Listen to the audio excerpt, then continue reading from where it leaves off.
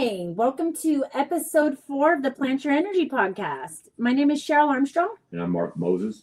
And this is our guest today, Kris Butner. Hey, Kris, you want to go ahead and introduce yourself a little bit? Yeah, I'm Kris Butner, and I have known Mark for a long time now. We did a bunch of time together. I know Cheryl now, and consider them both part of my family. Consider you both part of my family.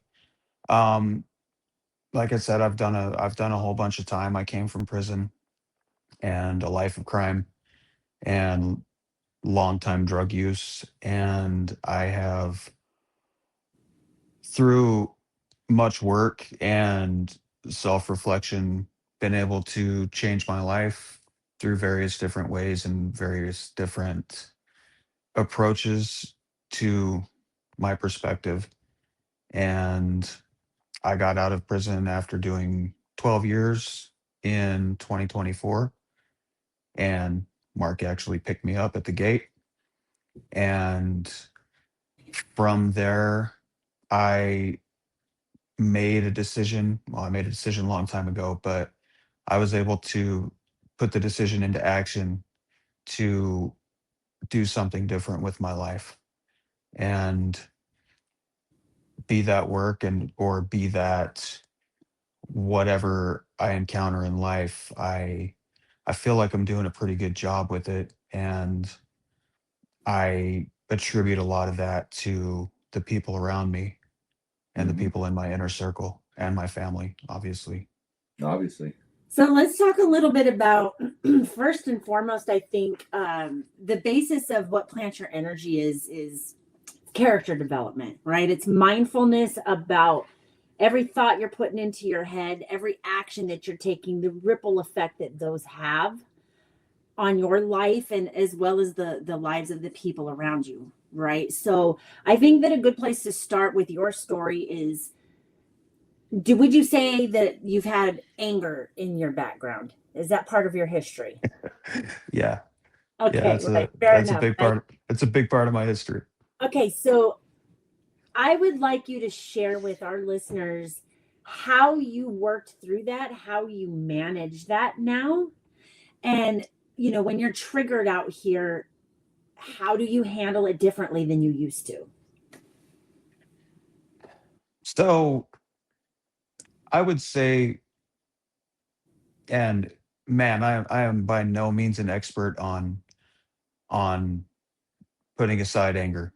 Um, I am by no means perfect in that area at all. So a lot of it comes down to how I deal with it now as opposed to how I used to deal with it. I mean, there was a time in my life where I had, in the middle of everything, in the middle of all my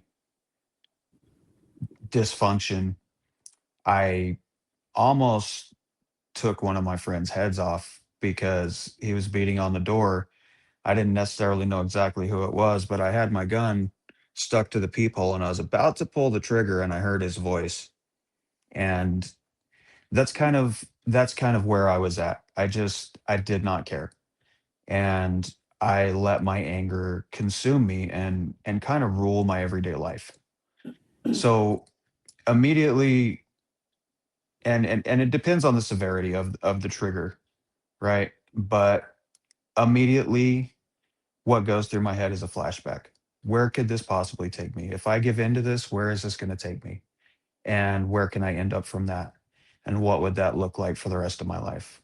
Mm-hmm. So it's, I know that a negative deterrent isn't necessarily the best, most healthiest deterrent, but that's what gets the ball rolling for me. So sometimes it'll start out with a negative deterrent, Mhm. and it evolves pretty quickly now, where it never used to make it that far, but it evolves pretty quickly into, okay, how do I deal with this in the best way possible? So to avoid the negative deterrent, I have to deal with this in an adult way when I've never really, you know, in my past life, like the adult part of it, like the real person part of it never really came into the equation. Mhm. So it starts off sometimes if it's severe enough, it'll start off with a negative deterrent. Okay, this is where I don't want this to go, and this is how I avoid that. And so I can take these positive avenues to keep from going there. And I'm still a work in progress in a lot of ways, especially with that. So, like I said, I'm not perfect with it, but I am able to kind of guide myself to those off ramps much easier now. I think that I started practicing something similar to that while I was still inside. So one of the things that was and still is a big issue for me is when a person tries to tell me something about what I'm doing. So obviously in prison, I never liked the cops to have a reason to tell me anything. I don't want you telling me that I need to have my ID in my hand for count or that my shirt needs to be tucked in. When you talked about that previously, I don't want you telling me we used to have to walk in single file lines, and it made me so angry. Just everything's exaggerated in there. And Yeah. so having to walk in a single file line, it was just such a trigger for my anger and for a lot of other people's. But I did it. And the reason that I did it is because I didn't like what would come, even, that was worse. And so I didn't want him to ever have a reason to say anything to me about what I was doing in there. I wanted them to leave me alone as much as possible. And so that's kind of the same thinking that I apply out here. Like if I want to be rude to somebody because they were rude to me if I'm out in public. I mean, there's just little examples, little everyday things that can happen that can flip real quickly. And then all of a sudden we find ourselves in a predicament where the cops are getting involved, right? Like we all know about that past. And so same for us, I think. It's like taking that pause and just checking yourself. And for me, it's self-talk. I do a lot of self-talk in my head, like, hey, you don't like this, but it's going to get a whole lot worse. You're going to like the results if you react in a negative way a whole lot less. So That's a really good point that I hadn't really thought about until you said it. But that that type of thing in prison, and I don't know if it's by design. I don't know if I kind of doubt that it's implemented, but in that way by design to help with that, but it really, really does. So, It and builds I patience. and yes, Mark was with me Mark was with me the whole time on and off through this prison run, this last one, and that's and I really attribute a lot of that to him, and because he kind of gave me that perspective of he would see me get really upset, he would see me get really mad when the cops would say something, Mhm. and he helped me adopt that perspective of, hey, bro, why don't we just not give them a reason? Like, make it to where they have no ammunition, take their ammunition away, and they can't fire it at you. that's it. Uh, That's exactly it. And so, I think it's important that we continue to apply that same principle out here. Not just, thankfully, it's not with cops anymore. It can be with coworkers. It can be with people in traffic. It can be people in grocery stores. It could be anything. Family relationships, maybe friendships that were once solid and now they're not living their lives right. Whatever the circumstance is, I believe that the more power we give it, the more we are handing away our control. And so for me, that's how I keep myself in check. Yeah. I'm like, no, I'm not, you're not that important to me, or I'm not willing to suffer the consequences if I react and give this energy. So I'm taking my power back. I'm not going to react and I'm not going to be bothered. And it has taken me, I don't know, 25 years to get to a place to where wouldn't say I've mastered it but where I've got enough control. And like you said, you're a work in progress, right? And I think that goes for any Everybody. human Yeah. being. But it's just about taking that second to pause and redirect ourselves. And I mean, anyone that's been in prison, I would like to believe that you work on those things and learn to get really good at those skills, because you don't want to go back, right? You don't want to stay stuck in that toxic cycle of incarceration, addiction, whatever, crime. And so I think that managing anger is So important. Yeah. So important. As well as building patience, because obviously while we're in there, we're hit with the long store lines. Everything is a line.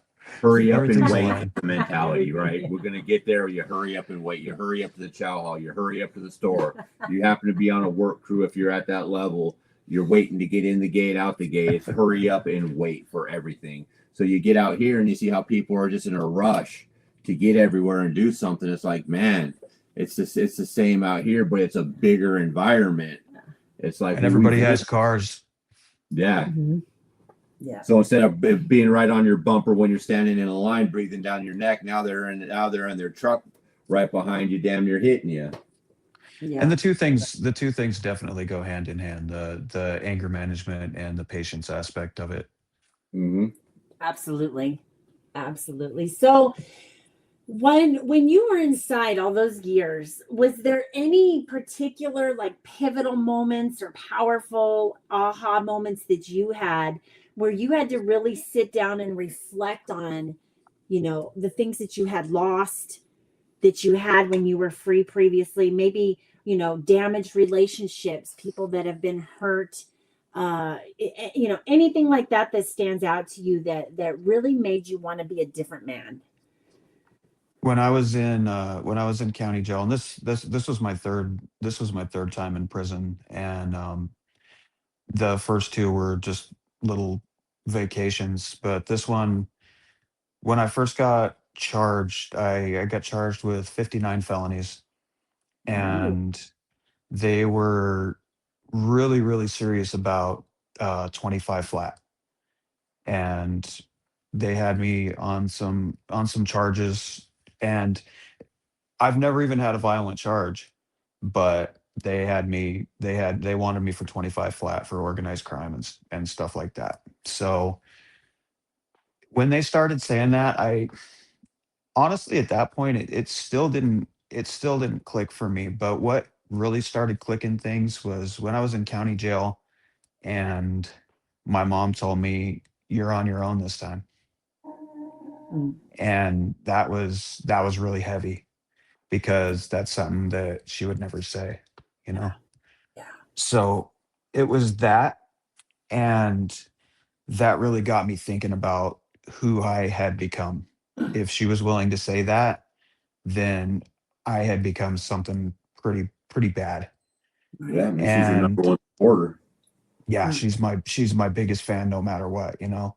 Yeah. And then the second thing that really hit me was, for some reason, it never really clicked for me, like all the time that I was facing. Mhm.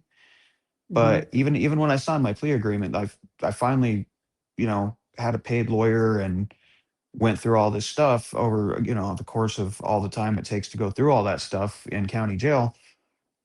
Um, Eventually they finally came off of the 25 flat, and the best deal I could get was signing 10 to 20. And so it still didn't, even after I signed that plea, it still didn't click for me. Um, until I got sentenced, and until the day of sentencing. And when I got sentenced, for some reason, just hearing the judge say that number, and she went in the middle of slightly mitigated with 14.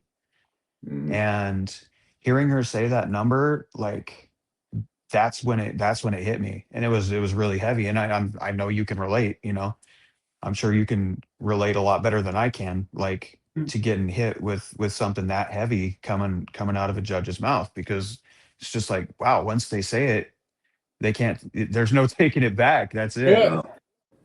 That's it. And then you Yeah. and then you sign the paper and you put your thumbprint on it, and a big portion of the rest of your life is gone, Yep.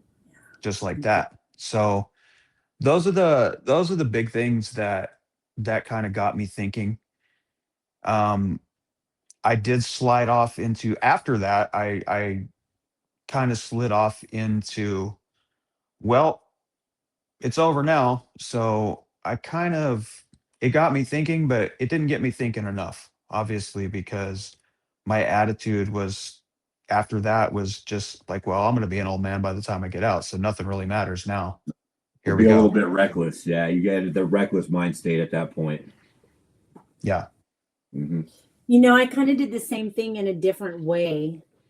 Obviously, there's a lot of distinctions between how the men and the women do their time. But for me, all of the negative traits that I had within me, the anger and all of the just, I kind of just dug my heels into all of those. And I was like, full force with that. I just embraced all those bad pieces of me because I was hopeless.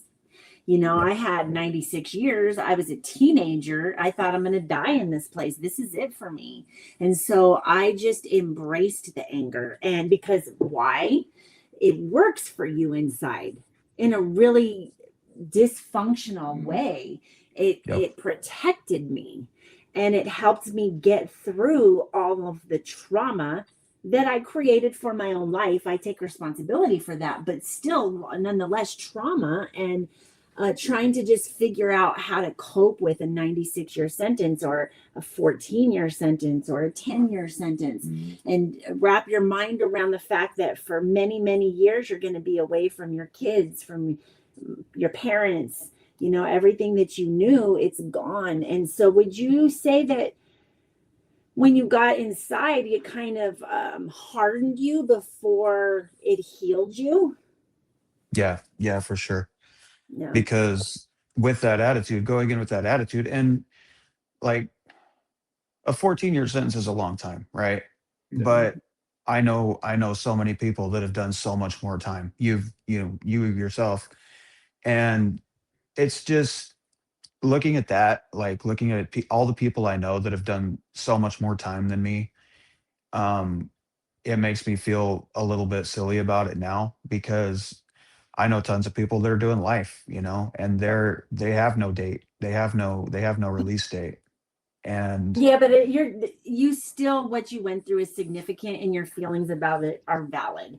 And I don't like for one person to compare their pain to another's, because how we feel matters, like what you right. went through, it means something to you. That's your life. That a big chunk of that is gone inside, so. Yeah, 100%. Yeah, so going into it, I would say like I'd been to prison twice before in, like I said, little vacations, nothing like that. And so going into it, I went into it knowing kind of the mindset that I needed to be in to be okay in there.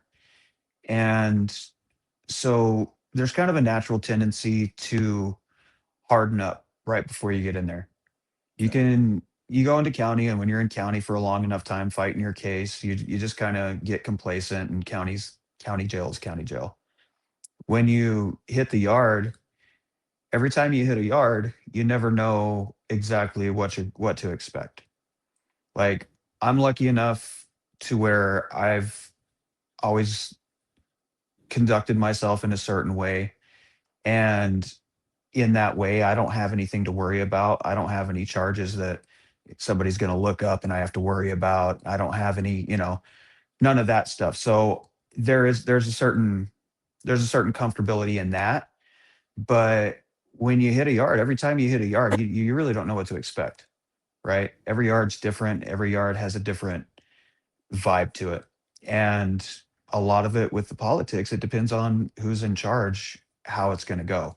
No, you instantly And got to do a so, check as soon as you get there, and so you kind of feel it out and see what's going on. yeah, and you never know. You might be fighting in the next spin. You might be fighting two or three dudes in the next 10 minutes, or everything might be cool.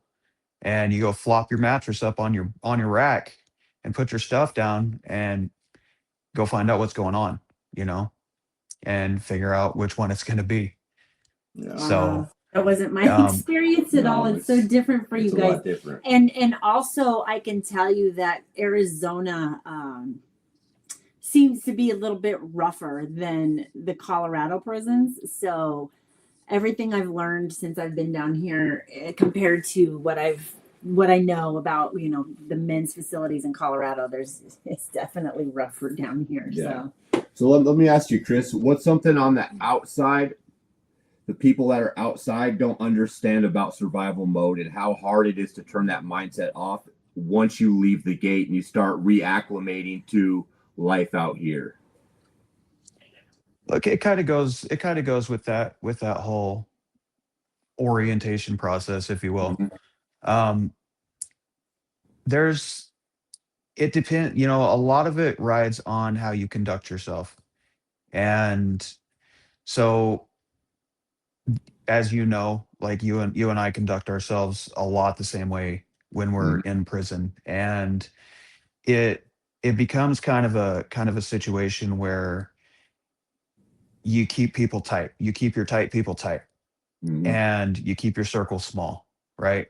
Because as sort of a protection device and as a way to kind of keep, I mean, for lack of better terms, to kind of keep the riffraff away from you, right? Correct. So what a lot of people I don't think understand is you have to constantly be on guard. You have to constantly be aware of the people that are coming near you. You have to constantly be aware of the company you keep, Yeah. because the company you keep, especially in there, can get you in a jam so super fast. And you know, somebody does the wrong thing in there, the wrong way to the wrong person, and they're in your circle. And even if they're not a lot of the time, but you end up having to go to battle for that. You know, Yeah. you have to end up going to battle. And my people that are close to me, I have no problem going to battle for, you know, Sure. no, live and die for that. But to go get into a race riot because an idiot didn't pay a dope debt Yeah. is an issue for me. So you and I both adopted a really strong mentality of just keep our circle tight, keep our guys right here because we can trust these people. And you always have to be deflecting the people that show up and want to be part of that. They see what you're doing and they see you're doing good and they want to be part of that. They want that. And a lot of the time you really have to put them through a vetting process before you can Mhm. let them in. And And so then the way even that at that carries, point, it's bad too. yeah, They it sometimes can. don't get. Yeah. Yeah. And how many times have we seen that, you know? No, a lot. So the way that carries over out into the street, and what a lot of people don't understand is it is once you've done that for a number of years, it becomes really, really hard to put those barriers down. And Sure. honestly, I really feel that the by and large, the way society kind of is right now, like it serves me pretty well to not fully put those boundaries down, not Sure. fully put those guards down. So in a way, like it is a tough thing, and people don't like people that have never been to prison don't really understand that perspective. Like, why won't you give this person a chance? Why won't you let these people in? Why are you so just like kind of distant from everybody? Well, it's because that has served me so well for so many years, and it has kind of served me as a protection device. But out in the real world, a lot of people don't understand that. Hmm. But what I've been finding is those are the people that kind of get ran through by people that, you know, would be parasites or users or whatever. Mhm. So it's a thing that's hard to understand. But when people that people that have asked me that have kind of watched, and over time they have I've been out over 2 years now, and over time they've kind of seen kind of the way I approach it and the way it works. Hmm. And with my current job, you know, with the role that I've taken, it becomes tough. It really becomes tough to walk the line between being too open and not open enough. Sure. So it's a little bit of a challenge all the time. So with that, you did mention the role you play and the job you do. Since you've been out, I've watched you transition through several different careers. Now, you want to talk a little bit about those careers and that transition to where you're at now? Yeah, and going into that, I want to say that um, your third episode with Gabe Yeah. Alicio, um, I can't do this without just giving a shout out to him, because that guy without that guy, I would not be where I'm at. Without Mhm. that guy, I think that a lot of us wouldn't be where we're at, you know? Correct. And it's him and what he does that sort of pushed me in a way into what I'm doing, just because I saw how much he changed people's lives and how many lives he changed for the better. And it, given the opportunity to do that and to emulate that, it's hard to say no to that. So Sure. I got out, and I'm gonna try to do this as gracefully as possible. But I need to hook power up to my boom. Got it. All right, Yeah. got it. Technology. When I first got out, so when I was in there, I took Gabe's HVAC class with you. You got me in Well, there and you helped great me at that time. along. Yeah. And I was top of the class, right? And so I got out and I'm like, man, I know a bunch of stuff about HVAC. And then immediately I got scared because you were already out there, and people that I people that I loved and respected had gotten out before me and gotten into it. And I would literally hear stories like we'd be talking in line for the strip shack coming back from work crews, and we'd be talking about like, yeah, Gerald went out there and he took this job for straight commission, and I was like, he's gonna starve to death. And and then I heard that you went and did that. You told me you went and did that. And I'm like, oh, Mark's skinny. It's not gonna take him long to starve to death at all. And so when I got out, I was like, man, I honestly didn't believe in myself enough to go do it. Sure. And so I went back to what I knew, and I jumped into being a mechanic for a little bit. And then I saw how Mark was doing, I saw how Gerald was doing, and I was like, man, I have the education. Why can't I just believe in myself and go do this? Mhm. So, because I'm fat, I got a Yeah. big old belly, and You it's can survive for a little while. yeah, it's gonna take me way longer to starve to death Yeah. than anybody else. I'm still gonna live for a while.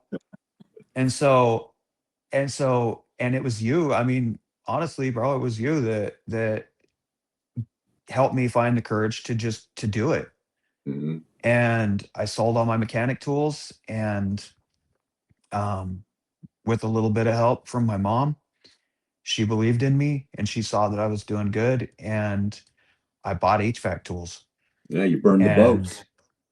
yeah, yep. And I jumped right in, and I, you know, doing that, and I was just like, I was super scared to go into a straight commission job because I am not a salesman by any Mhm. stretch. And I went into it, and I started getting paychecks that I had never seen in my life before. And I was just like, I couldn't believe it. And I actually, um, when I got my first Mark Moses paycheck, I started crying for real. I was like, no way, because I've always seen these people that are my age that are successful and they own a house and they own a new car, and I'm like, how do they do that? How do they Mhm. do that? I sell It was so like many wizardcraft, drugs and I wasn't don't it? yeah, Yeah. I was like, I sell so many drugs and I don't have any of that. Like, what's going on here? And like it kind of clicked. I was like, oh my God, this is how they do it. Like Mhm. legitimately, and nobody can take this away. That's Mhm. right. And moving forward through that, I did that for a while, and I had a couple of offers. The first one I just deflected and said no, from New Freedom, and you guys have talked about New Freedom a couple times on the show already. Um, New Freedom really wanted to start an HVAC program, and here's the secret, man. They were having a hard time finding somebody that would leave HVAC money to come to instructor money, to come to teacher money. Sure. And, so it made it really hard for them to find a qualified person to do it, somebody that could do it, somebody that was qualified, somebody that wanted to help people, and somebody that was willing to do it for what they could offer. Sure. Because I mean, you already know Well, yeah, it's hard to turn down money, man. sure. And that's kind of why But when I go to your class and you allow me to come and talk to your classes, I make sure to bring that up every time because you gave up a very successful career to help people. And if you really know who Kris is, he really is like an emotional ninja, knocking people away. And for him to step into that role shows a lot of growth in That's and of huge itself. Yeah, for sure. it is, and it was a big step, and I appreciate that. But it was a big step for me. I it's still hard. It's still hard to not make that money. But at the sure. same time, every time I see somebody that didn't know anything about it, they didn't know they I had a guy today tell me, he was like, when I came here, he said, when I started your class, I knew what temperature water froze at. He said, I knew water froze at 32 degrees and I didn't know anything else. And he is so proud of himself, and he's going to go out there and he's going to be successful. Yeah. I can Wow. see it in him. He's got the drive. And it's just like that right there is just like that's super valuable, right? Like Mhm. that does a lot for me. I in certain ways that does more for me than the big paychecks can, Sure. Absolutely. because that person can take what they've learned, and it's not a lot of people have the illusion that, oh, if I get an education in HVAC, I'm gonna go get a job and they're just gonna hand me buckets of money. That's not how it Mm-hmm. works, man. You Mm-hmm. have to put in work, and it is not easy work, right? Mm-hmm. But people that are actually going to do it, people that have the drive and people that show up early every day and learn and want to change their lives, like that's the reason I do it. And it's an honor to be a catalyst for them to be able to do that. Sure. Mhm. Yeah, you're a conduit to other people's success. And you can't put a price tag on that. So the way Gabe has affected a bunch of our lives, we've kind of affected other people's lives, and now you've taken that and you've expanded that, and you're helping who knows how many other people and their families as well provide a better life for themselves. It's That's what Ripple I good. was effect, just man. going to say, the ripple Mm-hmm. effect. I love to talk about the ripple effect. Yes, there it is. Yeah, It's beautiful. It's Love it. powerful. It's life changing for so many people. And those people, and then their people, mm-hmm. and on it goes. And the more of us that are out here having our voices be heard and sharing our stories of our pain, but also our triumph, and Yeah, where we have come from and where we're going to, that's where my hope is that the inspiration lies for people that get to hear this, and the people that are having all this self-doubt, or they're lacking the discipline to level up in their lives, and then they hear your story and the stories of people that are going to be coming on here, and the ripple effect widens itself, right? And Yeah. so that's my way of mm-hmm. having an impact in people's Sure. lives. Yeah, it's awesome. So The hardest wrapping part, up, Kris, go ahead. Go ahead. I was just gonna say the hardest part that I've found, and which is really the saddest part about it, is it's not near as much education or the education, that's part of it, but one of the biggest missing pieces of the puzzle ends up being that a lot of these people don't believe in themselves, and they've Yep. never believed in themselves, and nobody's ever believed in them. Yeah. And that's a really tough part of it, because once they and I see it, I wish I saw it more, but I do see it happen. Like it's an unbelievable transformation when somebody starts to believe in themselves, and when they see something like going through the 608, right? The it's the EPA certification to even really get into refrigeration or HVAC. Mhm. And when somebody takes all this information that I'm throwing at them, and for the first week, it's like I'm speaking a completely foreign language to them, right? And because I'm just saying all these words that they've never heard and giving them all these concepts that they've never thought of. And you see a lot of them start to get really frustrated. And I tell them right off the bat, like, look, I'm going to be speaking a crazy language to you. Stick with it, and you're going to start understanding it before long. Mhm. And once they start understanding it and they start getting it, and then later on down the road in the class, when they start to really feel confident about their ability to pass this big insurmountable thing, this big insurmountable test, they've climbed the mountain, and you really get to see them start to believe in themselves when they start passing those tests and understanding the language and seeing that they can do it. Because when they start, it's this really hard thing that they've never believed in themselves anyway, so they probably can't do it. And then seeing them make that transformation into believing in themselves and saying, you know what, I think I can do this. Yeah. And that's the greatest part. Yeah. And you see that, I'm sure you see that while they're taking the test. I know for myself, I studied real hard for the 608. I studied real hard throughout the entire class, but when it came time to test, that self-doubt and not believing in myself kind of crept back in. And I sat there for a long time, double and triple checking my answers. And Gabe was sitting right beside me. He's like, man, what are you doing? You know the answers. You do this every day. But it's that little demon that comes back, right? I'm sure you see Yep. that as well from people. All the time. Yeah. All the time. Okay, so to conclude this talk with you, I like to ask everybody, moving forward in your life, how do you plan to keep planting your energy and having an impact? So it's kind of I guess it's probably kind of a three-pronged fork for me.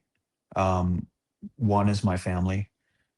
Two would be the impact I make in what I'm doing right now with helping other people. And three would be for myself. So for my family, I feel like I'm making pretty good progress here lately about trying to be the father that I never was and that I always wished I was, and that I'm sure my daughters always wish that I was. So I feel like due to recent events, unfortunately, unfortunate events, but if there is a silver lining to it, it is that I have been able to become a lot closer to my daughters, and I feel like our relationships have kind of been rekindled. So for that prong of that, I I want to continue to make that grow. And my daughters are both adults now, so Yeah, and they're amazing too. and They are. they're both just unbelievably cool.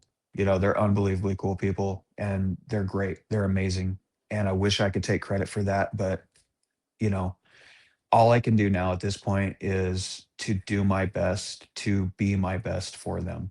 Mhm. That's So right. that's what I'm doing for that. As far as helping people, I continue to do what I do. Um, I am building, and I think it was in Gabe's interview. The subject came up of how difficult it is to get into the HVAC field Mhm. with the massive buy-in for tools. Tools is tough, man. HVAC Yeah. tools are all specific, mostly specific to the trade, and none of them are cheap. So I am working on building an initiative help um, to help people that are going through my program and people in general to be able to get a little bit of help with the tools getting into it. And what that looks like for me is, and I know Mark, you're the exact same way, but you're so giving and that you don't have very much stuff lying around. But Yeah. when you get into a trade like that, I think a lot of people become kind of a tool addict, right? And Yeah. we all want the next best thing, and we have a lot of money, so we just go buy the next best thing. And the last best thing either rolls around in the van and gets beat to death, or it just sits in the garage. You don't have that problem specifically because you give all your stuff away. But I did.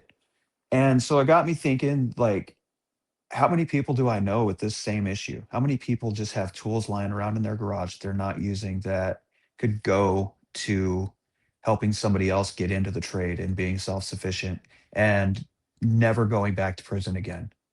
Yep. So that's what I'm doing on that front. Besides what I normally do, I've been working on building a tool initiative to help people get into the trades, and not just HVAC specific.